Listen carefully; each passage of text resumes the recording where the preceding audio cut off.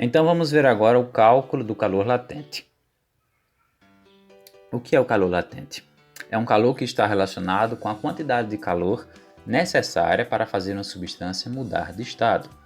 Então, o calor latente vai estar sempre ligado ao processo de mudança de fase de uma substância.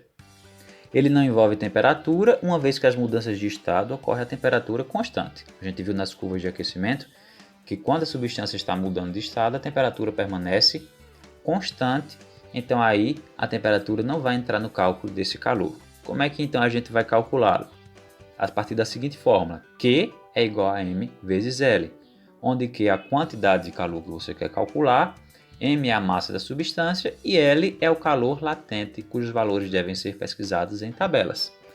Esse L é como aquele calor específico, só que nesse caso daqui é referente à mudança de estado. Então pode ser um calor latente de solidificação, de vaporização, de fusão e assim sucessivamente.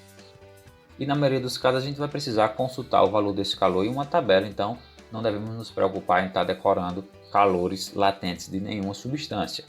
Vamos a um exemplo então e ver como se aplica aí o cálculo do calor latente. Diz assim: 500 gramas de água estão passando para o estado de vapor.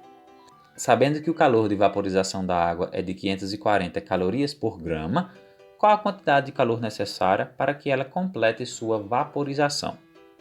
Então a gente está tratando aí de um processo de vaporização, então é um processo de mudança de fase. Toda vez que falar de uma mudança de fase, para calcular a gente usa aí o calor latente M vezes L.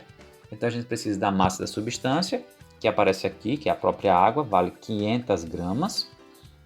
E precisa do valor de L, que é o calor latente, que nesse caso daqui é de vaporização e vale 540 calorias por grama. Nesse caso foi mais simples porque foi dado na questão, mas de outra forma só seria consultar numa tabela. Aí você tem que analisar aí no seu livro ou em outro lugar onde tem essa tabela com esses calores latentes. Então vamos calcular o tal calor, né? O Q. Como é que faz então? Eu preciso do M e do L, já tenho, então multiplico o M por L, que é igual a M vezes L. M vale 500, L 540. 500 vezes 540 dá 270 mil calorias, então está feita aí a questão. Quantas calorias foi necessária para completar a vaporização? Nesse caso, 270 mil calorias. Está aí feito o cálculo do calor latente.